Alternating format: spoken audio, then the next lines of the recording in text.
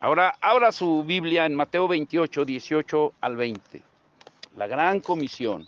El título de la palabra de hoy es La gran comisión, nuestra batalla. ¿La gran qué?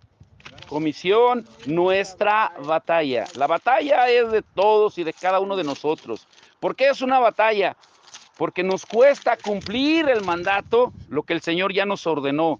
Mateo 28, 18 al 20 dice, y Jesús se acercó y les habló diciendo, toda potestad, todo poder me es dada en el cielo y en la tierra. Por tanto, id y haced discípulos a todas las naciones, bautizándolos en el nombre del Padre y del Hijo y de ¿quién?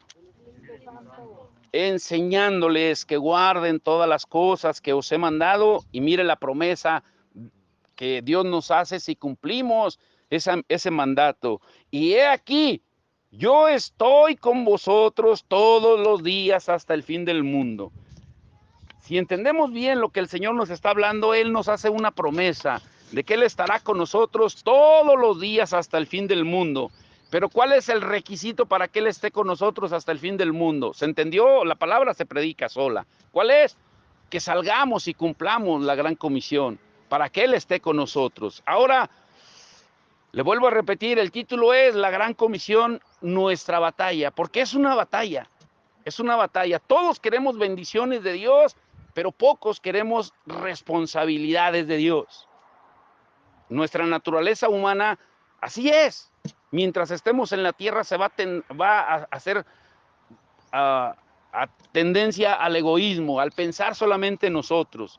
Cuando Dios creó a Adán y a Eva, los colocó en el huerto y los bendijo. Después de haber creado toda la creación, por último creó al hombre y lo puso ahí. Y en Génesis 1:28, Él les dio una orden, les dijo, sean fructíferos, o sea, den fruto, multiplíquense.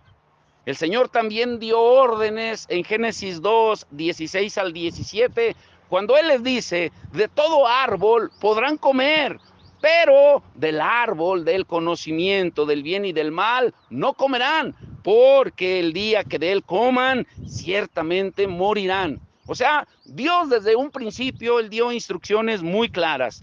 Y ahora, escuche bien, va a haber muchas preguntas que nos van a hacer reflexionar, meditar y tal vez nos vayan a sacudir. Y quiero preguntarle la primera, ¿cuál creen ustedes que fue el primer dardo de ataque de Satanás en contra del hombre y la mujer al principio? El primer dardo de ataque, el primer dardo de ataque.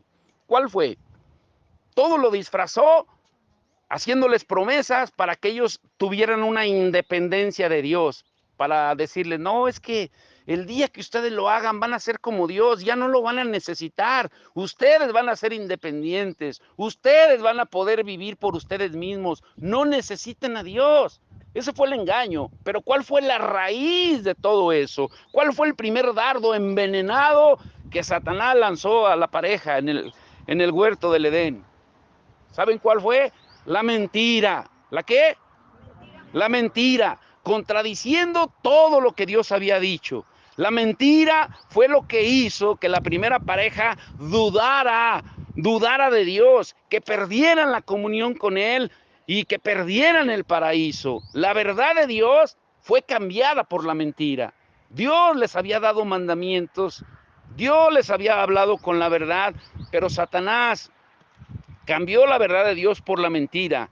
Y desde entonces y diariamente, mientras tú y yo estemos en la tierra, va a ser una batalla diaria entre la verdad de Dios y la mentira de Satanás. Todos los días. Todos los días. Y esa es la función de la gran comisión. ¿Cuál es la función de la gran comisión?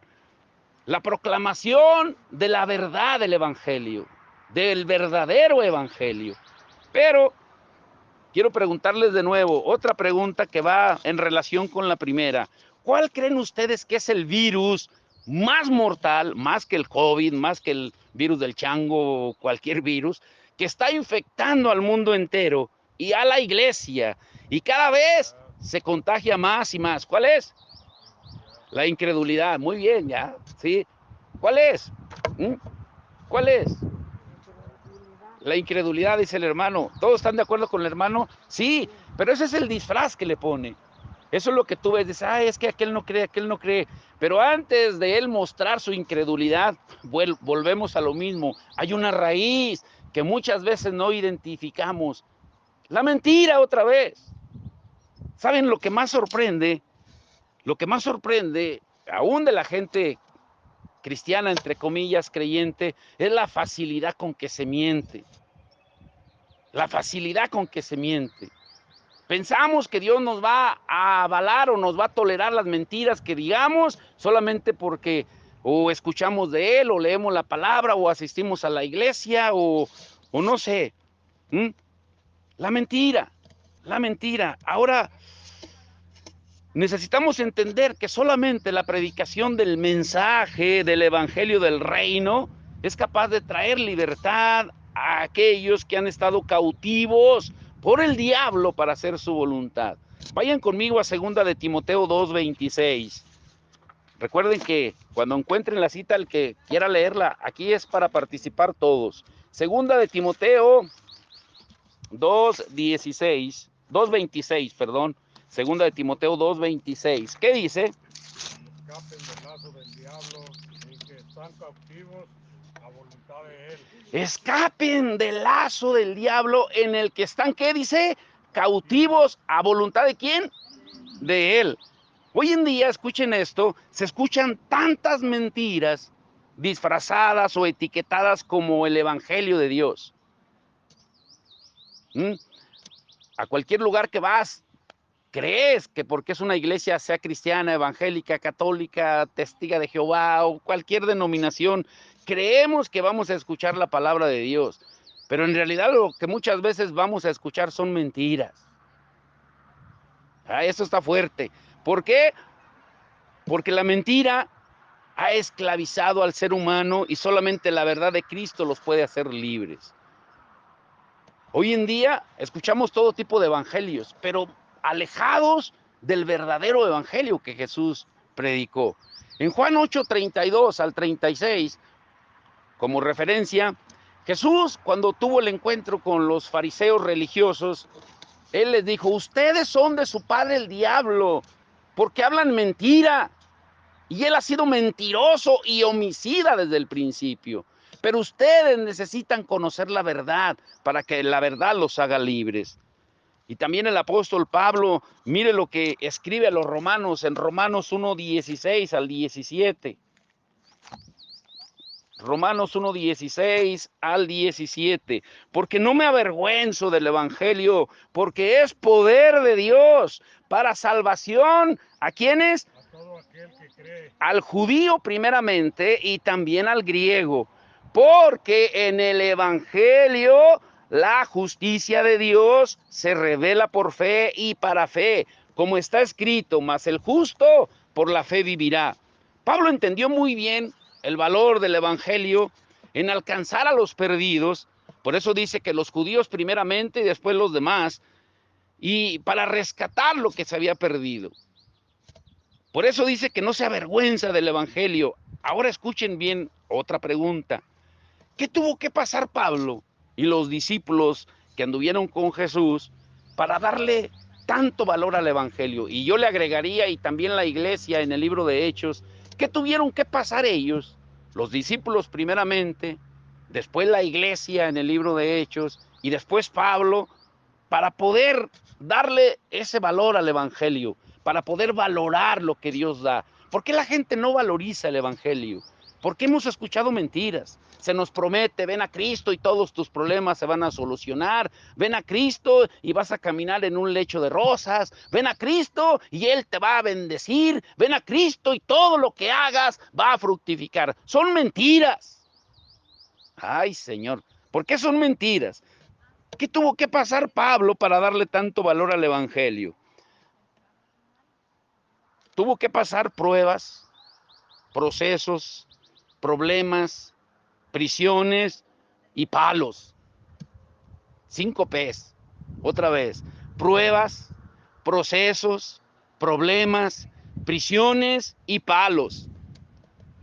Pablo, haciendo un resumen de su vida, él había sido ignorado en Atenas, se había escapado de Berea en una canasta porque lo querían matar, había sido burlado en Corinto, la iglesia de Corinto no lo tomó en cuenta, estuvo en la prisión en Filipo, donde escribió muchas cartas, había sido apedreado, había sido azotado varias veces, dejado por muerto cuando lo apedrearon en Listra, y sin contar los naufragios, el abandono de los falsos hermanos, que fue lo que más le dolió. Porque es increíble cuando uno lee las cartas de Pablo, sobre todo primera y segunda de Timoteo, de lo que Pablo no es que se queje, pero de lo que él hace más referencia es a los falsos hermanos. Aquellos que aparentaban una apariencia de piedad, pero que habían sido el mayor estorbo para el evangelio. Y yo creo que ustedes ya se habrán dado cuenta que uno de los mayores obstáculos para el evangelio son los mismos mal llamados cristianos. ¿Pero por qué sucede eso? Ahorita lo vamos a ver. Ahora, el Evangelio de Cristo es el único mensaje que nos puede dar libertad a cada uno de nosotros, el verdadero Evangelio, no las falsas promesas de que todo va a marchar bien, ¿sí? Nada de eso. Pero el enemigo tiene una estrategia para oponerse a ese mensaje. Cuando Dios llamó a Pablo, le reveló claramente cuál era su misión. Y escuchen bien, aquí empieza lo bueno. Ustedes saben cuál era la misión de Pablo y que ahora es nuestra misión. Ya leímos en Mateo 28, 18 al 20, cuál es la gran comisión de que vayamos y hagamos discípulos. Pero ¿por qué quiere Dios que hagamos discípulos? ¿Cuál es la esencia de esa misión? Vayan a Hechos 26, 18. Hechos 26, 18. ¿Qué dice? Hechos 26, 18. Se lo leo. Para que abra... A ver, Jonathan, por favor. Hechos 26, 18. Te mando a ellos para que les abran los ojos y no caminen más en la oscuridad. A ver, me gusta esa versión. A ver, léela así con calma. Escuche bien, esa versión está más clara. Otra vez, por favor.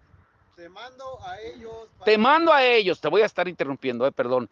Número 1, ¿qué dice? Te mando a ellos. ¿Quién lo está mandando a Pablo? ¿Quién lo está mandando? Jesús.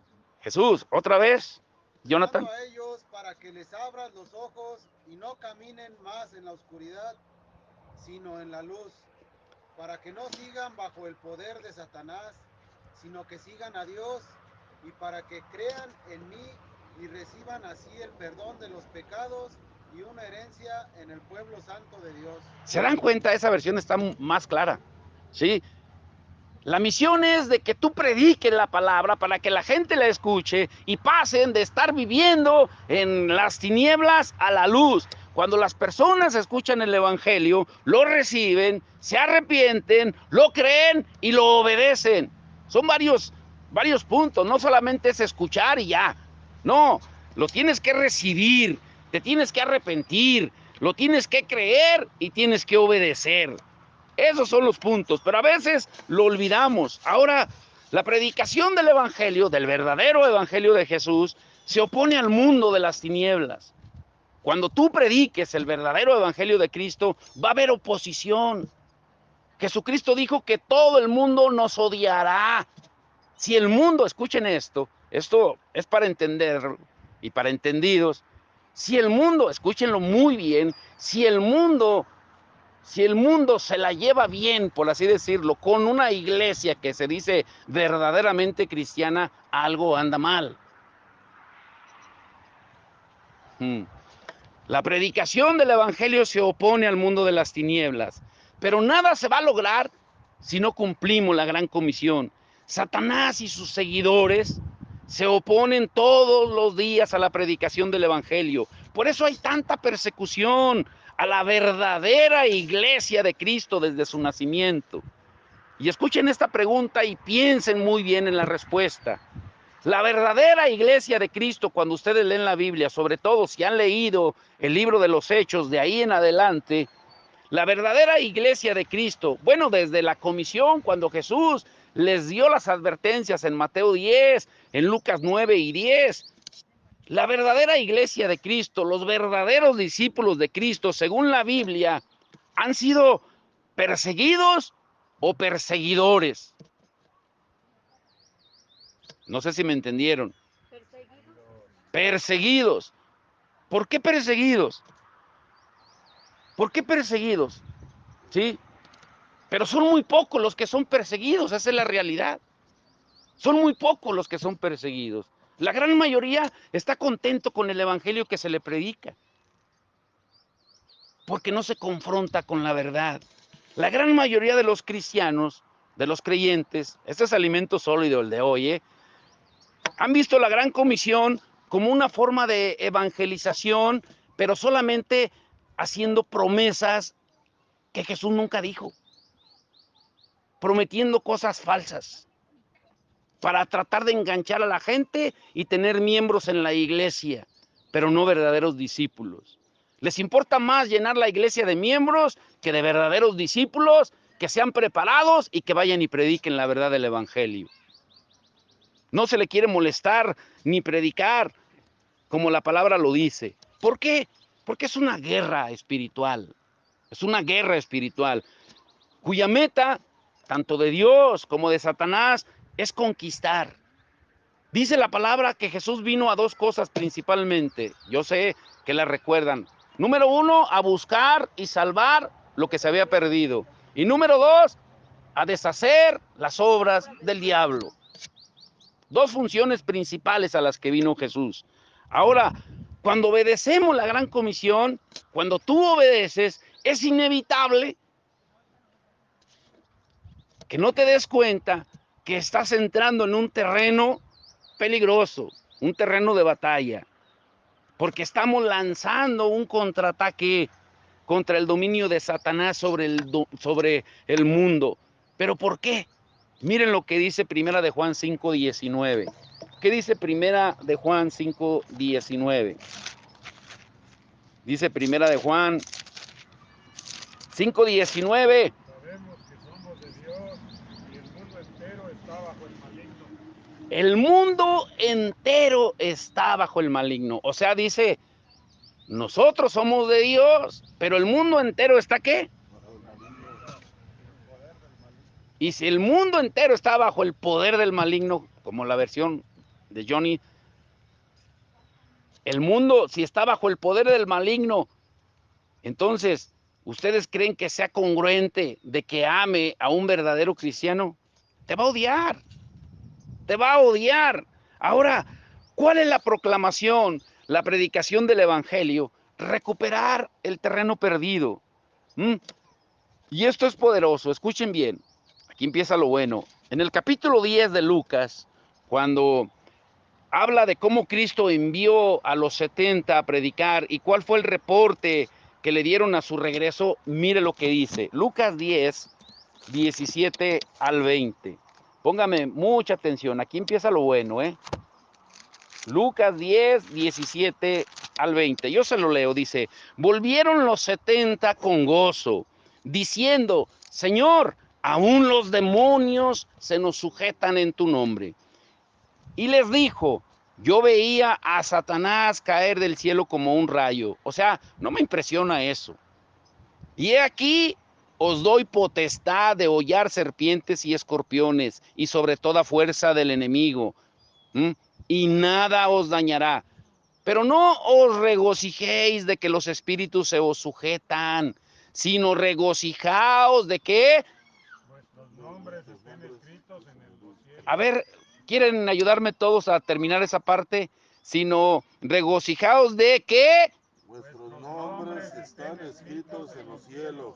A ver, díganlo todos, ya escucharon, aunque no traigan Biblia, pero ya escucharon cómo termina el versículo. Sino regocijaos de que... De que nuestros nombres estén escritos en el libro de la vida. Ahora, Jesús sabía lo que estaba ocurriendo como resultado de la predicación del evangelio. Por eso les dijo, a mí no me impresiona eso que me están diciendo, porque yo sabía que desde el momento en que ustedes fueran y comenzaran a predicar, se iba a alborotar el reino de las tinieblas y se iban a oponer. Por eso les di poder y autoridad para echar fuera demonios. Yo ahorita platicaba con Rafa, bueno, el día que fuimos al Cerezo, ¿saben cuántos filtros hay que pasar para llegar allá a predicar? ¿Cuántos filtros creen? A ver, un número. Filtros de inspección, de revisión, hasta de rayos X. 9 filtros. 9 filtros para poder, te ponen huella invisible, te pasan por rayos X, casi te desnudan ahí, todo minuciosamente, porque estamos entrando en un terreno peligroso. Yo le decía a los hermanos, es como entrar en el inframundo, en las puertas del infierno. Ahí es otro rollo, ahí es otra cosa. Lo mismo sucede cuando tú y yo cumplimos la gran comisión. Por eso Jesús le respondió de esa manera. No me impresiona eso de que los demonios, porque yo sabía que iba a haber oposición, y va a haber oposición. O sea, no hay razón para que se sientan orgullosos, sino que había algo más. Él les dice, regocíjense, alégrense de que sus nombres estén escritos en el libro de la vida. Lo que ocurrió en esa primera misión, cuando Jesús los envió por primera vez, ese es el patrón a lo largo de todo el libro de los Hechos, lo cual nos ayuda a ver de manera más clara que estamos involucrados, te guste o no te guste, lo creas o no lo creas, en una batalla espiritual de dimensiones eternas. ¿Qué hicieron los seguidores de Cristo cuando comenzó la persecución? Cuando ellos cumplieron la gran comisión. Haciendo un resumen, en el libro de Hechos, para que entiendan mejor el contexto, Jesucristo cuando resucitó se le apareció a los discípulos y les dijo, no se muevan hasta que reciban el poder del Espíritu Santo, porque Él sabía lo que se iban a enfrentar. Él sabía que necesitaban el poder del Espíritu Santo. Pero sucedió algo muy curioso, que los discípulos como que les empezó a gustar eso de reunirse, de compartir los alimentos, como dice Hechos 2, 46, 47, solamente de compartir las carnitas, la fritanga, la birria, pero no de salir a predicar. Y como que cayeron en una complacencia, porque la iglesia seguía creciendo, pero no era el propósito de que se quedaran estáticos. ¿Y qué fue lo que tuvo que venir para que se pusieran en obra? ¿Qué tuvo que suceder? Vayan a Hechos, ahora sí, Hechos 8, del 4 al 8. Tuvo que venir la persecución, la muerte de Esteban, para que se pusieran las pilas. Tuvieron que venir pruebas, tribulaciones, persecuciones. Dice, pero los que fueron esparcidos iban por todas partes anunciando el evangelio. Entonces Felipe, yo les pregunto, ¿Felipe qué era? ¿Era un discípulo? ¿Era un apóstol? ¿Qué era Felipe? ¿Cuál era su cargo? Felipe dice la Biblia que era un servidor de mesas. Para que nos demos cuenta de que el Señor no hace acepción de persona, como muchos dicen. Es que los milagros que se hacían antes era solo para los apóstoles, solo para Jesús, para convencer a la gente. Pero aquí vemos a alguien que ni siquiera era apóstol, que ni siquiera anduvo con Jesús, era un servidor de mesas. Pero cómo Dios lo usó, mire lo que dice. Entonces Felipe, descendiendo a la ciudad de Samaria, les predicaba a Cristo. ¿A quién predicaba? Y la gente unánime, de un mismo ánimo, escuchaba atentamente las cosas que decía Felipe, oyendo y viendo las señales que hacía. Predicaba y mostraba el poder de Dios también.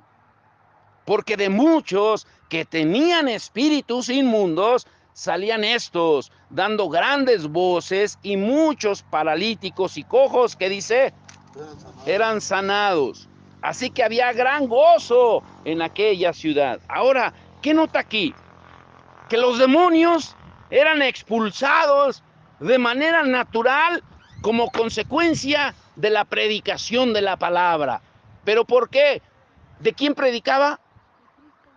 Porque el nombre de Jesús es poder. Y en el nombre de Jesús toda rodilla se dobla, en el cielo, en la tierra y debajo de la tierra. Pero yo les pregunto, ¿qué evangelio escuchas ahora cuando vas a la iglesia? ¿Escuchas que Dios te va a ayudar? Y todo se enfoca en las necesidades que tiene el hombre. en cómo Dios te va a sacar del atolladero, en cómo Dios te va a ayudar a que salgas adelante. Y claro que sí, Dios lo va a hacer, pero eso es consecuencia de lo primero. Ponga mucha atención. Los demonios eran expulsados de manera natural como consecuencia de la predicación de la palabra. Estos versículos muestran que la predicación de la palabra hace oposición abierta al mundo de las tinieblas. ¿Por qué? Porque el evangelio es poder de Dios. A ver, dígalo, el evangelio es Poder de Dios. otra vez, el evangelio es, pero así parejitos, ¿sí? El evangelio es poder de Dios cuando se predica el verdadero evangelio. Ahora, también va a haber momentos, así como con Felipe, cuando se predique la palabra y que los demonios van a salir huyendo, pero va a haber momentos en que tú tendrás encuentros personales uno a uno con demonios, que te vas a encontrar con gente endemoniada, no lo descarten, eso lo veremos ahorita más adelante. Pero aquí podemos ver que la simple predicación de la palabra, del evangelio del reino de Dios, cuando Dios quiere usarla, porque Él es soberano, hace que los espíritus inmundos salgan. Pero cuando se predica el verdadero evangelio, hay poder en la palabra de Dios. De la misma manera, cuando Dios habló en el libro de Génesis y que dice que por su palabra todo el universo fue creado, por el poder de su palabra, el poder, escuchen muy bien, no está en tus palabras, como muchos dicen. Yo declaro, yo decreto, yo confieso, sí, puedes decir muchas cosas, pero si estás podrido por dentro, alejado de Dios, lleno de pecado, lleno de mentira, de engaño, de tantas cosas, ¿tú crees que tus palabras Dios las va a hacer valer? Nuestras palabras, en primer lugar, el poder, no está en nuestras palabras. El poder está en las palabras de Dios, en lo que Él dice, no en lo que tú dices. Ahora, ¿cuál es la estrategia? Escuchen esto, de Satanás, aquí, híjole, para oponerse a que se predique el evangelio y mucho menos se cumpla la gran comisión. Se los voy a repetir otra vez. ¿Cuál es la estrategia de Satanás? Y que le ha resultado más efectiva, Ya hablamos ahorita que la mentira, pero queda como resultado esa mentira. ¿Cuál es la estrategia de Satanás para oponerse a que no se predique el evangelio y mucho menos se cumpla con la gran comisión? ¿Cuál creen ustedes que es la estrategia de él? Satanás está activo.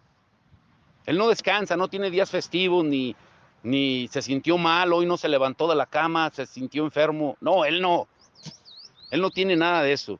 Satanás está activamente haciendo oposición a la predicación y a la propagación del evangelio porque él sabe que la gran comisión es la estrategia de contraataque de Cristo para recuperar lo perdido con la caída del hombre.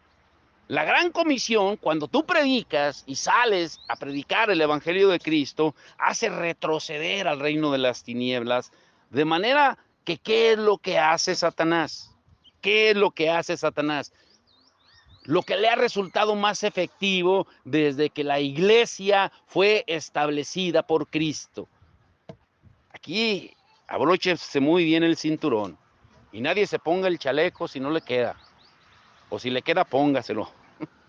Pero grábense esto y nunca lo olviden. ¿Qué es lo que hace Satanás? ¿Qué es lo que hace? Siembra la cizaña entre el trigo. ¿Qué hace? Siembra la cizaña entre el trigo. Jesús lo dijo y lo advirtió muy claro cuando él les contó la parábola del sembrador en Mateo 13. Él dijo incluso, en algunas versiones, dice que el que entendiera esa parábola del sembrador entendería lo que significa el evangelio del reino. Pero miren lo que dice en Mateo 13, del 36 al 43.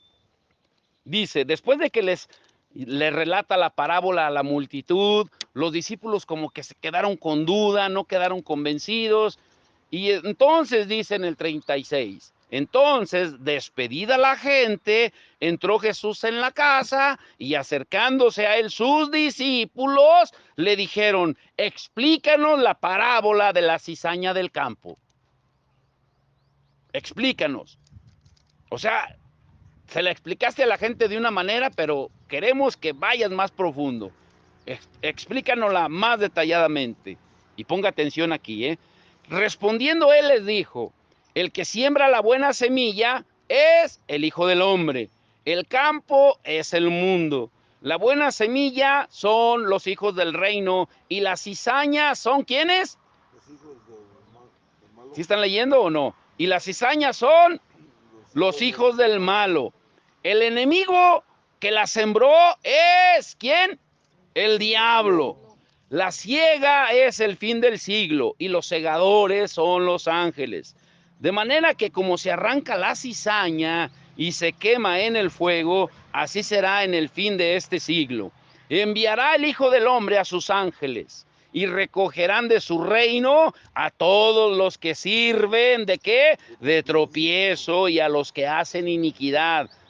Y los echarán en el horno de fuego. Ahí será el lloro y el crujir de dientes. Entonces los justos resplandecerán como el sol en el reino de su Padre. El que tiene oídos para oír, oiga.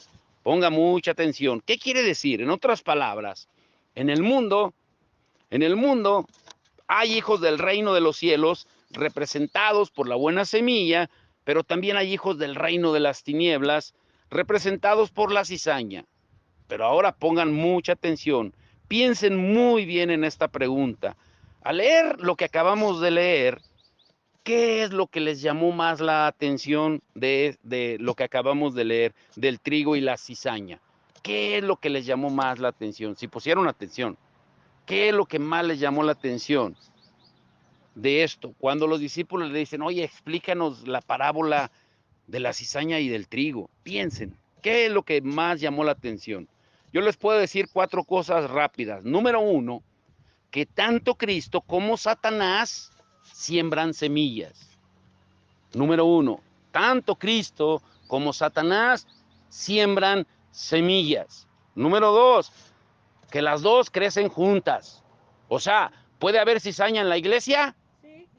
Y uy. Sí, porque dice la palabra que crecerá juntamente con el trigo. Y no sé cuántos de ustedes se han fijado, bueno, al menos tenemos la fortuna de ver campos de cultivo aquí. Papá Guille sabe mejor del campo, tal vez que los que estamos aquí. Pero se han fijado cuando el trigo ya está para cosecharse, como cuando la espiga ya está bien madura, cómo agacha la cabecita así, así agachadita, como haciendo reverencia a Dios. Pero la cizaña, que cuando crece junto con el trigo, esa está bien paradita y hasta más grande que el trigo, orgullosa, soberbia, como muchas veces encontramos en las iglesias, gente que se dice cristiana, soberbia, orgullosa. El que entendió, entendió. Número 3,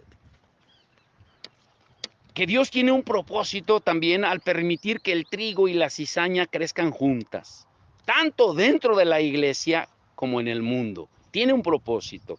Y número 4, los hijos de luz y los hijos de las tinieblas pueden cohabitar juntos con la autorización de Dios para llevar a cabo sus planes, porque Dios lo permite, Él es soberano, pero pueden coexistir el trigo y la cizaña juntos. Ahora, escuchen esto lo voy a decir con mucho cuidado. La mayoría de las veces, el mayor obstáculo para el evangelio, la mayoría de las veces, si no es que la gran mayoría de las veces, yo le agregaría, el mayor obstáculo para el evangelio son los falsos hermanos, la cizaña que Satanás tiene sembrada dentro de la iglesia. ¿Qué sucede cuando Satanás logra plantar la cizaña en medio de la buena semilla que Dios plantó?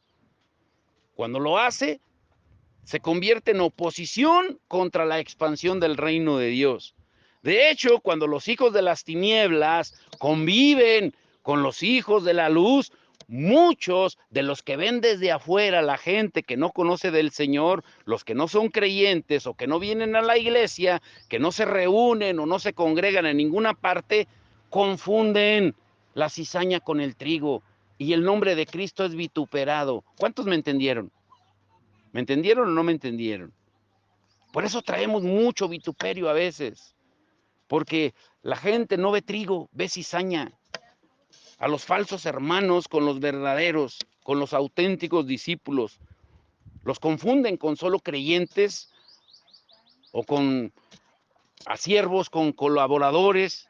Y aquellos que son cizañas, inconversos, terminan dando una mala reputación a la fe cristiana y a los hijos de Dios. ¿Y en qué se convierten? Como lo dijo Jesús, en piedras de tropiezo, como lo dice la palabra. ¿Cómo podemos verificar esto en la Biblia? Esto se pone bueno, ¿eh? ¿Cómo podemos comprobar que el trigo y la cizaña crecen juntos en la iglesia? ¿Cómo lo podemos comprobar bíblicamente? Escuchen bien esto. En el libro de Hechos, otra vez, en el capítulo 8, ahí se cuenta que un cierto hombre llamado Simón, él ejercía la magia entre el pueblo y tenía mucha gente asombrada por el gran poder que él lograba mostrar, y desde el menor hasta el mayor, así lo dice la Biblia, le ponían mucha atención. Incluso muchos llegaron a confundir ese poder y llamarlo el gran poder de Dios. Llegaron a tal confusión y engaño que llegaron a confundirlo con que era poder de Dios. Solo imagine, ¿cuántos magos como este no están haciendo lo mismo hoy en las iglesias? Por eso Jesucristo dijo en Mateo 7, no todo el que me dice Señor, Señor, entrará en el reino de los cielos. En aquel día me dirán, Señor, en tu nombre echamos demonios, en tu nombre hicimos milagros, en tu nombre hicimos maravillas. Pero Él no dirá, apartaos de mí, hacedores de maldad. ¿Cuántos de estos magos no estarán haciendo? Ahora, cuando Felipe, que no era apóstol, llegó a Samaria, comenzó a proclamar las buenas nuevas del reino de Dios y el nombre de Cristo. Muchos dicen que se bautizaron, incluso Simón el mago llegó a creer y a bautizarse, y él se quedó maravillado por los milagros que se hacían. Pero pronto se descubrió que no era un verdadero convertido, que no era trigo, que era cizaña. ¿Y cómo se comprobó? Lean Hechos 8:18. Hechos 8:18. Que por la imposición de las manos de los apóstoles que daba el Espíritu Santo, les ofreció dinero. Escuche otra vez, por favor. Cuando vio Simón que por la imposición de las manos de los apóstoles se daba el Espíritu Santo, les ofreció dinero. Dice que cuando Simón vio que el Espíritu se daba por la imposición de las manos de los apóstoles, les ofreció dinero para que él pudiera hacer lo mismo. Ahora, ¿y cuál fue la respuesta de Pedro? Que había ido, él y Juan, a ver lo que estaba sucediendo en Samaria. Mire aquí, ¿qué dice allí del 20 al 23? Que tu dinero se condene contigo, porque has pensado comprar con dinero lo que es un don de Dios. Tú no tienes ningún derecho a recibirlo, porque delante de Dios tu corazón no es recto. Y Abandona esta maldad tuya y ruega a Dios para ver si te perdona el haber pensado así, porque veo que estás lleno de amargura y que la maldad te tiene preso. Simón contestó, oren ustedes al Señor por mí, para que no me pase nada de esto que me han dicho. hasta el 23. Ah, Eso revela, escuchen bien, que Simón nunca fue trigo. Pero aquí lo que debemos de analizar y meditar muy bien es que él creyó y se bautizó. Escúchenlo bien. Dice en Hechos 8:13 que él creyó y se bautizó. Y yo les pregunto, ¿cuántos como este Simón no habrá así en las iglesias? Que creyeron y se bautizaron, pero todavía siguen con su corazón lleno de amargura. Tristemente, Simón no responde con palabras de arrepentimiento cuando es confrontado, sino que termina pidiendo que rueguen por él. Ni siquiera se quiere tomar la molestia de arrepentirse, sino que pide que los mismos apóstoles oren por él. O sea, Ninguna de las consecuencias que Pedro le advirtió, que habían sido pronunciadas en su contra, ninguna de esas palabras hizo mella en su corazón. Él seguía igual, sin cambiar. ¿Y qué dijo? Ahora sí, el 24, ¿qué dijo? Rueguen por mí, oren por mí. Hay mucha enseñanza aquí, en esta historia. Pero lo que más resalta es que puede haber gente en la iglesia que cree, pero que realmente no ha creído, ni se quieren arrepentir. Por eso hay tanto obstáculo para predicar el evangelio. Porque muchas veces creemos, y esto está duro, recíbanlo en su espíritu. Muchas veces creemos que la iglesia está llena de trigo, pero está llena de cizaña. Hay más cizaña que trigo. ¿Y cómo se muestra? Por los frutos. Porque nadie quiere cumplir la gran comisión. No hay obreros. La oración de Jesús sigue siendo la misma. Oren al Padre que envió obreros a la mies. Hay mucho trabajo, pero pocos obreros. Por eso también el apóstol Juan advirtió. ¿Qué dijo Juan en 1 de Juan 2:19 acerca de esta cizaña que está en la iglesia? 1 de Juan 2:19. El que lo tenga, léalo, por favor. Salieron de nosotros, pero no eran de nosotros, porque si hubiesen sido de nosotros, habrían permanecido con nosotros. Pero salieron para que se manifestase que no todos son de nosotros. No todos son de nosotros. O sea, hay trigo y hay cizaña. No se engañen. Ahora, ¿cuánta gente puede decir que es creyente y hasta se bautizó, pero en realidad no lo son? ¿Por qué Satanás los sembró? Son cizaña. Es fuerte esto. Ahora, ¿cómo interfiere Satanás para que la gente no se arrepienta? ¿Cómo es que interfiere? ¿Cómo es que interfiere? Mire lo que dice 2 de Corintios. 2 de Corintios 4, del verso 3 al 4. 2 de Corintios 4, 3 al 4. A ver, léanlo por favor, porque acá se me mueven las hojas a mí. Pero si nuestro evangelio está aún encubierto, entre los que se pierden está encubierto. ¿Hasta el 4? En el 4. Ponga atención. Cuales el Dios de este siglo cegó el entendimiento de los incrédulos para que no le resplandezca la luz del evangelio de la gloria de Cristo, el cual es la imagen de Dios. ¿Quién cegó el entendimiento? El Dios de este siglo. ¿Quién es el Dios de este siglo? Esto quiere decir que Satanás está muy activo, obrando, entenebreciendo el entendimiento de la gente para que cuando la palabra de Dios se predique, no caiga en terreno fértil, sino en una mente y en un corazón incapaz de ver y comprender la verdad de Dios, porque están completamente ciegos. Su corazón está lleno de otra cosa.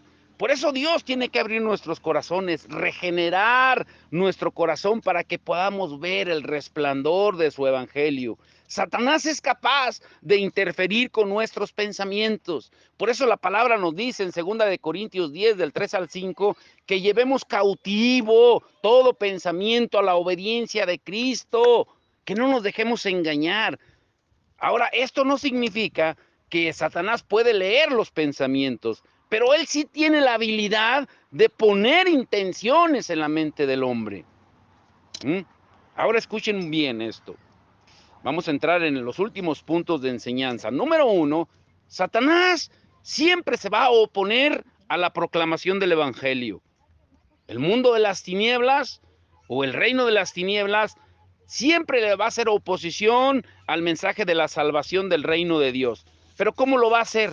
En el libro de los Hechos, otra vez, Pablo fue comisionado por la iglesia de Antioquía para su primer viaje misionero, acompañado de Bernabé, y pronto se encontraron con una oposición de parte del reino de las tinieblas, como dice en Hechos 13, del 6 al 12. Leámosle para entenderle. Hechos 13, del 6 al 12, lo que dice. Hechos 13, 6 al 12. Dice, y habiendo atravesado toda la isla hasta Pafos, hallaron a cierto mago, otro mago, falso profeta judío, llamado Barjesús, que estaba con el procónsul Sergio Paulo, varón prudente. Llamando a Bernabé y a Saulo, deseaba oír la palabra de Dios, pero le resistía Elimas el mago, pues así se traduce su nombre, procurando apartar de la fe al procónsul. Entonces Saulo, que también es Pablo, lleno de él, ¿de qué? Espíritu Santo. Fijando en él los ojos, dijo: oh, lleno de todo engaño, de toda maldad, hijo del diablo, enemigo de toda justicia, no cesarás de trastornar los caminos rectos del Señor. Ahora pues, he aquí la mano del Señor está contra ti y serás ciego, y no verás el sol por algún tiempo. E inmediatamente cayeron sobre él oscuridad y tinieblas, andando alrededor, buscaba quien le condujera de la mano. Entonces el procónsul, viendo lo que había sucedido, creyó maravillado de la doctrina, ¿de qué? Del Señor. El deseo del procónsul era oír la palabra de Dios, pero la intención de Elimas, el mago, de este hijo del diablo, otro mago, era desvirtuar la verdad de Pablo. Al desviar al procónsul de la fe, y Pablo, inspirado, guiado por el Espíritu Santo, él logró identificar, discernir lo que se estaba moviendo, de dónde venía esa intención, y cómo lo llamó: hijo del diablo, hijo del diablo. Y no solo eso, pronunció una maldición sobre él. ¿Pero por qué lo hizo? ¿Cómo? Y hoy nos podemos preguntar, ¿cómo Pablo, un hijo de Dios, hablando así? Pero muy atentos aquí, no pasemos por alto que el verso 9 dice que Pablo estaba lleno del Espíritu Santo, no era Pablo. Porque es imposible librar una batalla espiritual sin la ayuda del Espíritu Santo. Tú y yo no podemos pelear una batalla espiritual sin su ayuda. Ahora entendamos muy bien esto. Aunque la lucha es espiritual, como también lo dice en Efesios 6, que es contra potestades, principados en las regiones celestes, la batalla se va a librar a través de personas humanas. Escúchelo bien, como podemos ver en la Escritura. Por eso la semana pasada estudiamos que somos colaboradores de Dios. ¿Qué somos? Colaboradores. Número 2, Satanás se viste como ángel de luz y sus ministros, sus servidores, también se disfrazan. La gran mayoría aceptamos que Satanás es capaz de vestirse de ángel de luz. Todos entendemos esa parte, pero aquí la parte que no hemos entendido muy bien es que olvidamos muy frecuentemente que la palabra enseña que los servidores son capaces, los servidores de Satanás son capaces de hacer exactamente lo mismo. Es lo que dice 2 de Corintios 11, 13 al 15, que Satanás se disfraza como ángel de luz y sus servidores se disfrazan como ministros de piedad. A veces podemos leer pasajes como este y pensamos que Pablo solo habla de manera poética o metafóricamente, pero quiere decir otra cosa. Pero encontramos muchas escrituras que nos hacen ver que ciertamente Satanás es capaz de encubrirse, como lo hizo desde el jardín del Edén cuando apareció como serpiente. Otro encuentro que tuvo Pablo fue con la muchacha adivina en Hechos 16, del 16 al 18. Y si lo leemos bajo la inspiración del Espíritu Santo, pudiera parecer que esta joven que identificó quién era Pablo y que dijo: estos son siervos del Dios Altísimo, pudiera aparentar de que el mismo demonio estaba colaborando para que Pablo encontrara el camino para ayudar a la gente a predicar el evangelio, como si los estuviera alabando. Pero no era eso. ¿Cuál era la verdadera realidad? Que esta mujer endemoniada estaba tratando de encubrirse para no ser descubierta por un espíritu endemoniado. Y podemos leer esta historia y nos hace falta ver y escuchar que cuando nos toca vivir experiencia, lo voy a decir muy lento, como esta es otra cosa. ¿Por qué? Porque necesitamos el poder del Espíritu Santo para tener discernimiento y la autoridad del nombre de Jesucristo para quitarle la máscara a Satanás. ¿Qué fue lo que hizo Pablo? ¿Qué fue lo que hizo Pablo? Leamos Hechos 16, del 16 al 18. Espero que el Señor nos abra el entendimiento. Mira lo que dice. Aconteció que mientras íbamos a la oración nos salió al encuentro una muchacha que tenía espíritu de adivinación, la cual daba gran ganancia a sus amos adivinando. Hoy es lo que abunda en la iglesia. Hoy es lo que abunda la adivinación. Quiero hacer una pausa aquí, porque saben lo que abunda. Yo sé que ustedes han visto predicaciones en el internet o tal vez en la televisión, pero lo que abunda es esto. El Señor me muestra que usted esto y que usted... Y empiezan a adivinarle lo pasado a la gente y la gente, sí, sí, sí, sí. Y quedan impresionados, pero no se dan cuenta que el diablo conoce tu pasado. Él sabe, él lleva un registro exacto de lo que hiciste, de todo lo que hiciste.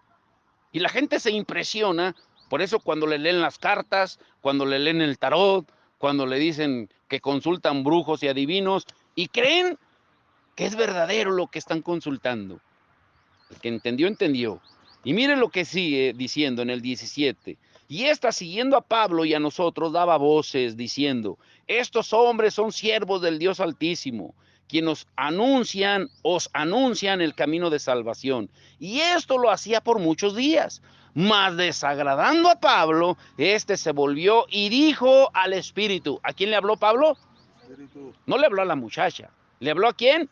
Espíritu. Te mando en el nombre de Jesucristo que salgas de ella. Y salió en aquella misma hora. En aquella misma hora salió. Ahora, escuche bien esto. Necesitamos el poder del Espíritu Santo todos los días para que la máscara de Satanás sea descubierta, para quitarle la máscara a Satanás. Y quiero concluir diciéndoles esto, mire, escuchen, pongan mucha atención en esto.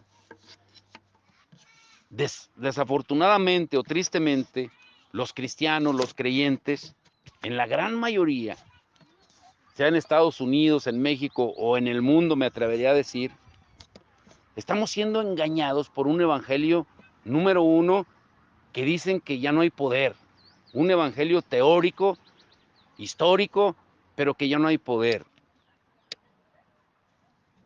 Ya no creen en el cielo ni en el infierno, sino que buscan una comodidad, una prosperidad para estar viviendo cómodos y sin problemas en el mundo.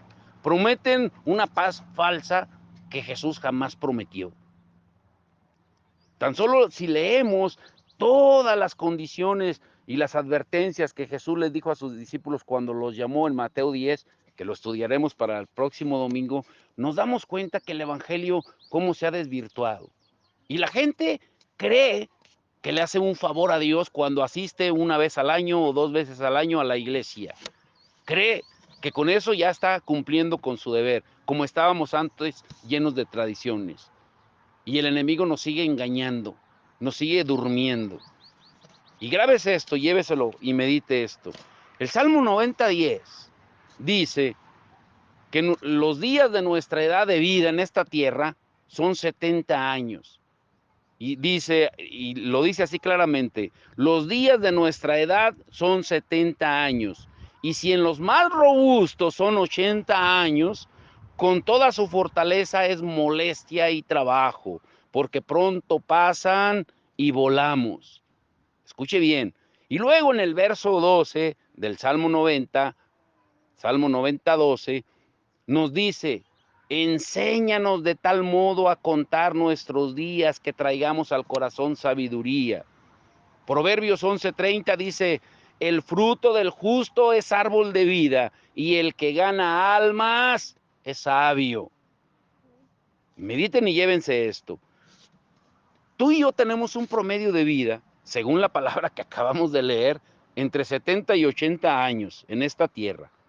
Y durante ese tiempo vamos a estar bombardeados por todo lo material y lo temporal, ganar dinero, comprar bienes, estar cómodos, vestir bien, comer bien, vivir bien, divertirnos, gozar la vida. Y en medio de todo eso, nos cegamos.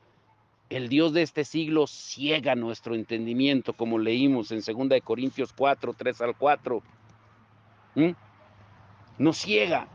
Se nos ciega la vista a lo eterno, porque nos enfocamos solamente en lo temporal y en lo pasajero. ¿Quién piensa en el cielo y en el infierno hoy en día? ¿Quién piensa en eso? ¿Escuchas predicaciones del cielo y del infierno cuando vas a la iglesia? Pero aunque tú no lo creas, aunque la gente no lo crea, a todos se nos va a llegar la hora de morir y tarde o temprano estaremos delante de Dios. ¿Y para qué? Para rendir cuentas de cómo hemos administrado el tiempo, los recursos, los dones, los talentos y sobre todo el evangelio que has recibido por gracia, para que tú también lo lleves y lo prediques por gracia. Pero cuando llegue ese día, cuando estemos delante de Dios, quiero llevarte, que te imagines por un momento, que ya estés en ese momento, en ese día, en que tú y yo estemos delante de Dios. ¿Cuántos de nosotros no vamos a desear haber vivido más para Dios? En ese momento. Porque en ese momento nos vamos a dar cuenta que nada de lo que acumulaste, de lo que te afanaste, llámese dinero, bienes, el haber vivido de una manera más confortable, el haber tomado más vacaciones, el solo haber disfrutado todo lo de este mundo, sin haberlo utilizado para el reino de los cielos. Por eso les decía que cuántos al principio, cuántos escucharon el devocional del viernes, el mensaje que jamás escucharás en una iglesia. Pero cuando estemos en ese momento delante de Dios, vamos a desear habernos entregado más a Él, haber vivido más para Cristo, porque la vida es un soplo. Hoy estamos y mañana no sabemos. Así es tiempo de que comencemos a pelear la batalla de cumplir y obedecer la gran comisión, que demos de gracia lo que hemos recibido de gracia. El evangelio es una entrega total, es tomar la cruz, tomar nuestra cruz diariamente y seguir a Jesús. El evangelio no es un camino de cobardes, sino de valientes dispuestos a decir como Pablo en Gálatas 2:20, con Cristo estoy juntamente crucificado. ¿Y qué? Ya no vivo yo, mas Cristo vive en mí. El evangelio es poder de Dios, no del hombre. Y es para salvación, porque lo creas o no, todos vamos a morir un día, todos, y todos vamos a resucitar y daremos cuenta de todo. Y unos irán a condenación eterna y otros al gozo eterno. Y por último, llévense esto. El evangelio es un mandato, es una orden. La gran comisión es una orden de Dios que tenemos que cumplir y obedecer todos. Todos. Por eso la gran comisión es nuestra batalla diaria. Todos los días. Pero el enemigo te quiere tener ensimismado, desviado de lo eterno. De lo eterno. Yo les aseguro que el día, bueno, los que ya han ido, ya se darán cuenta, pero cuando entras a un ambiente, poniéndolo de ejemplo, como el Cerezo 1000, es como si entraras a la antesala del infierno. ¿Por qué le digo eso? Porque tú jamás vas a escuchar en ese lugar, jamás vas a escuchar en ese lugar, escuchen bien y lo digo con todo respeto, con todo amor, pero jamás vas a escuchar a alguien, o muy raramente escucharás a alguien que te diga que es culpable y que está ahí porque merece por lo que hizo. Todas son blancas palomas. Igual como nosotros nos vamos a querer excusar cuando estemos delante de Dios, pero ahí ya no va a haber vuelta de hoja. Ay, el que entendió, entendió. Pónganse de pie.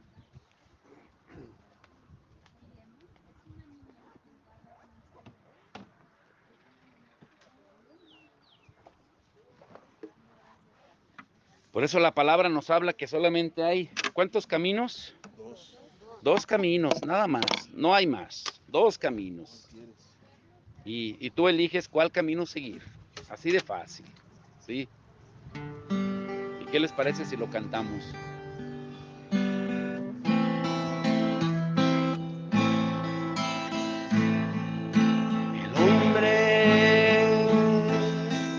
Es nada sin Cristo. el Señor. Su alma está muerta sin el Salvador.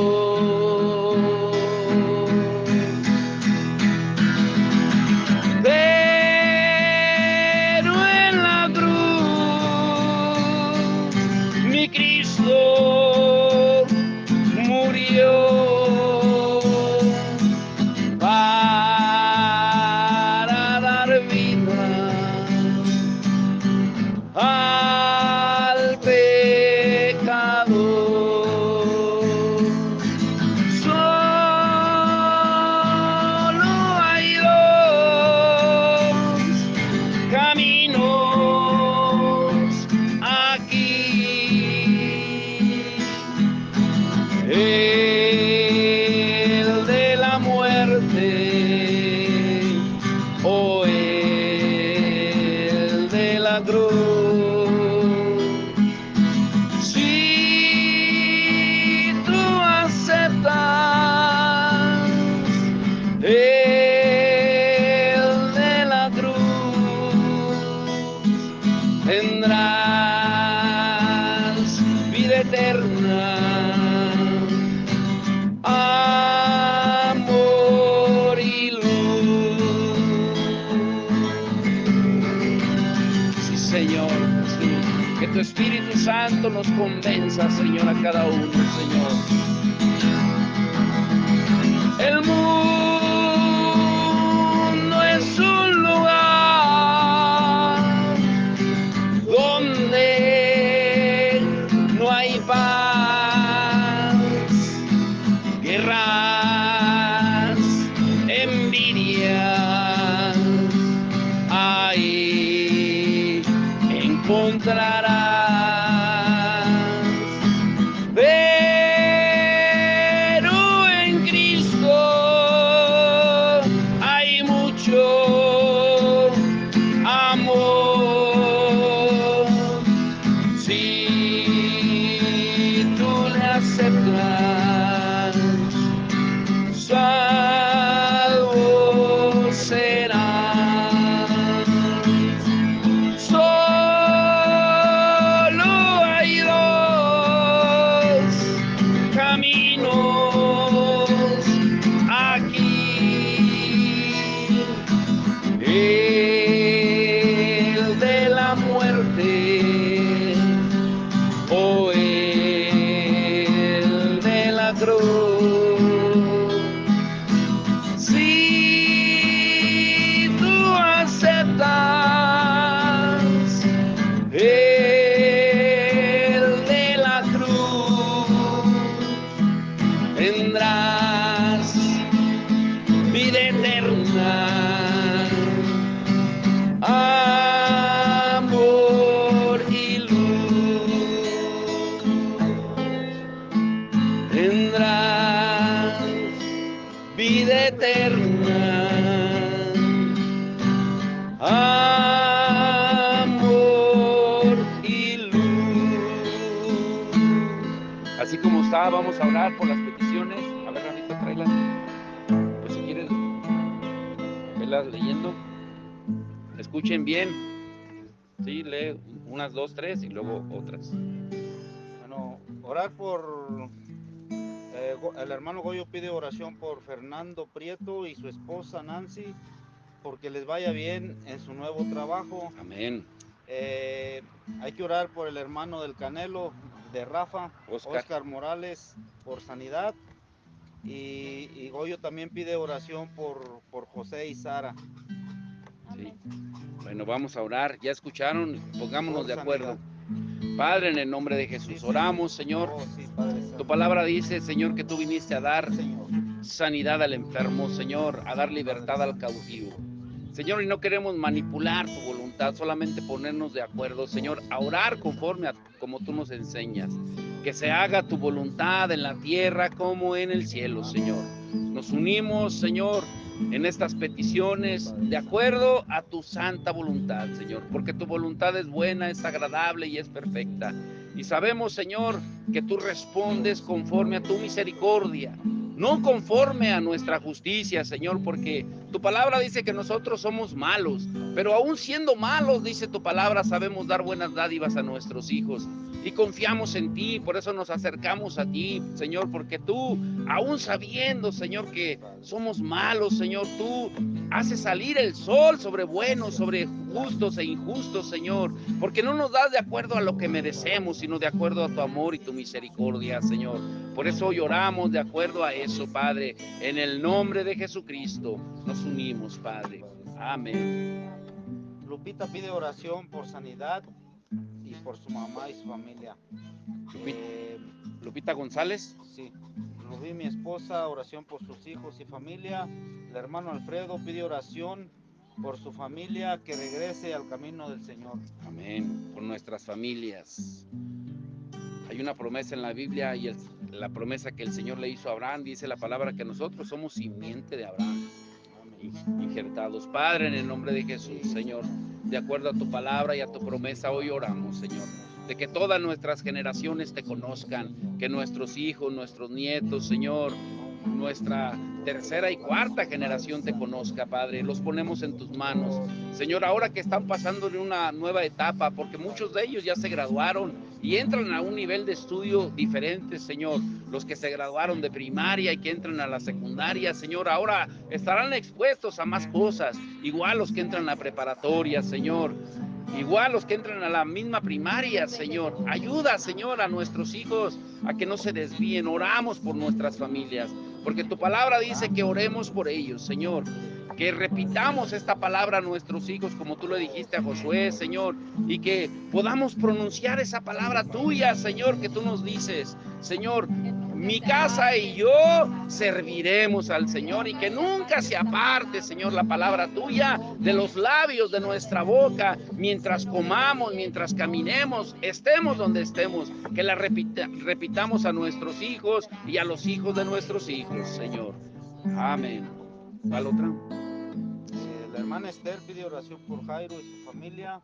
Amén. Orar por los obreros que van al Cerezo 1000 y por todos los presos y por el gobierno que está ahí. Aleluya. Que los trate conforme a la voluntad de Dios. Amén.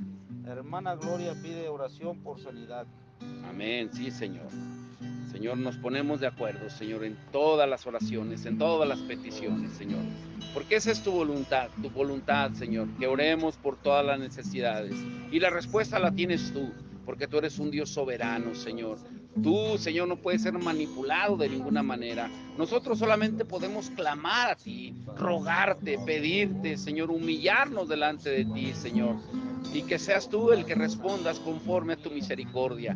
Por eso tu palabra nos dice que tus misericordias son nuevas cada mañana, Señor, porque tú no nos das un alimento frío, no nos das una palabra hueca, vacía, Señor, sino diariamente tú nos alientas, Señor. Y hoy sabemos de que van a ser respondidas de acuerdo a como tú, Señor, lo dispongas, Señor. Nosotros cumplimos con la parte que tú nos mandas, orar por los enfermos, orar por los necesitados, orar los unos por los otros, fortaleceos los unos a los otros, animaos los unos a los otros, Señor. Hoy te lo rogamos en el nombre de Jesús, Señor, por todos aquellos que están enfermos, Señor. Sabemos, Señor, que el cuerpo se va debilitando, pero que el espíritu se fortalezca, Señor.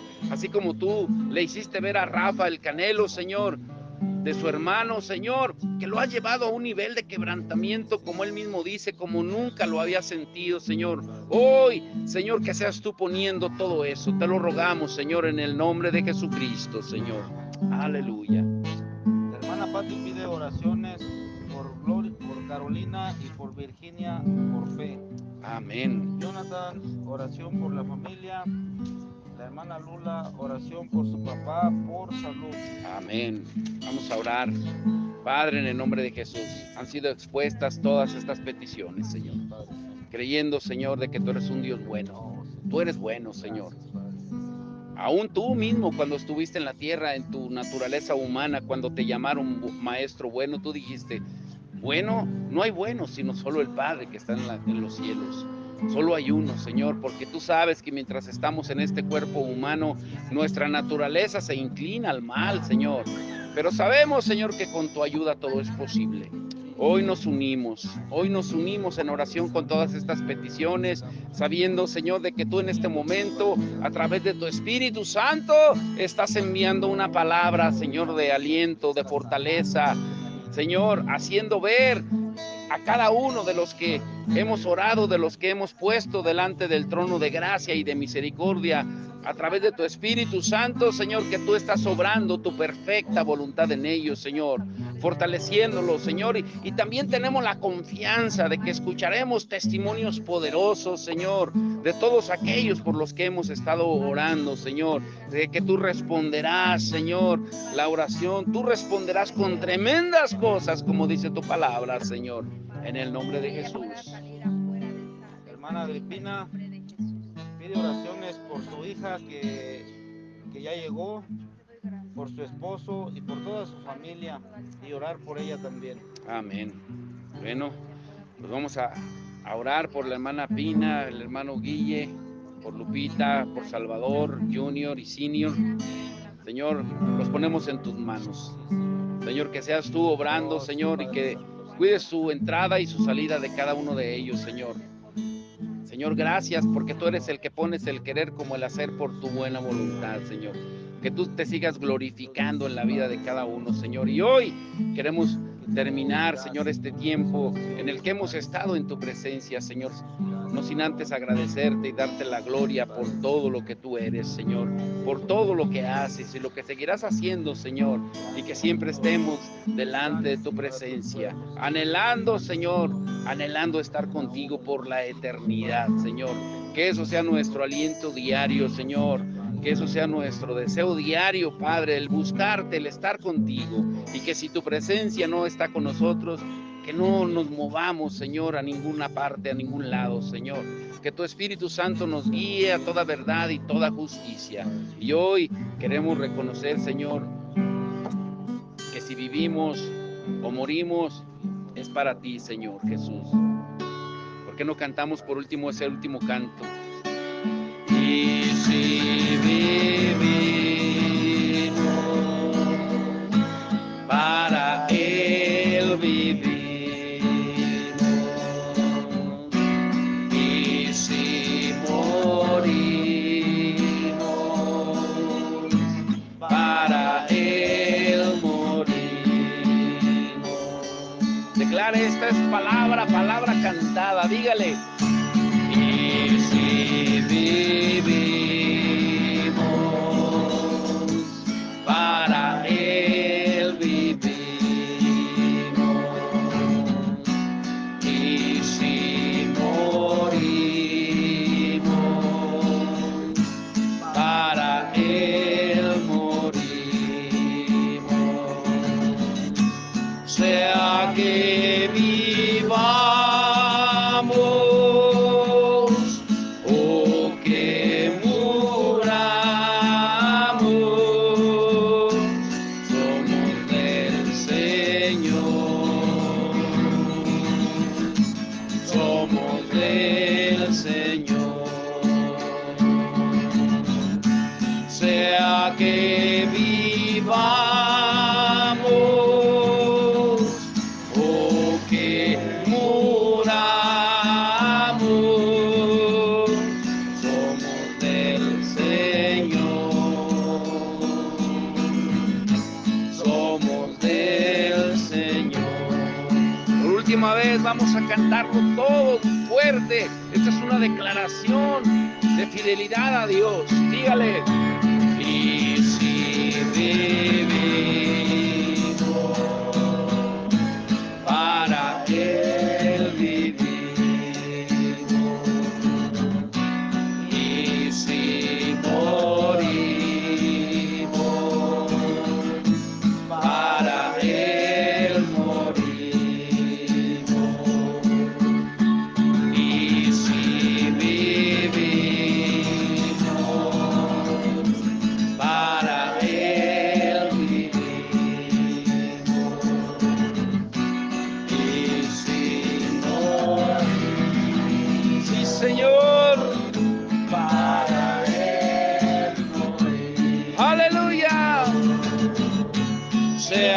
que vivamos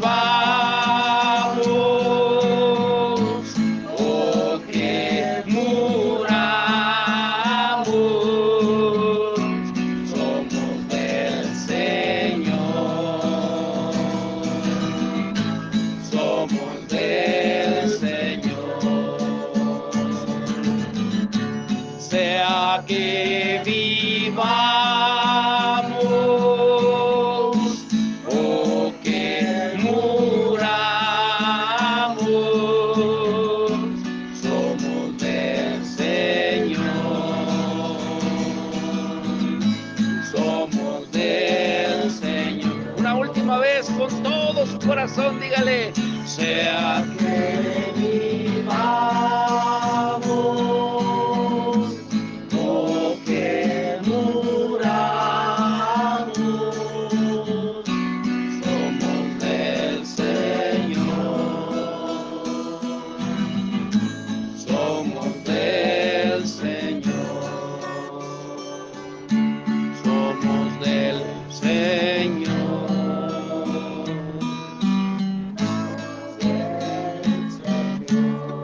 Señor, te damos gracias por esta mañana hermosa, Señor.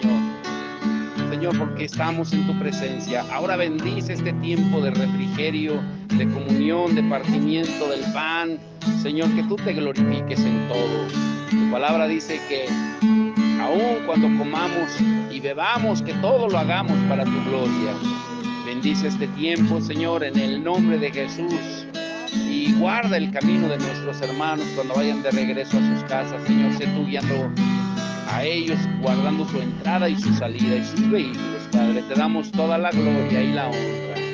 Y el pueblo de Dios dice, amén. Dios los bendiga. Dele palmas fuerte al Señor.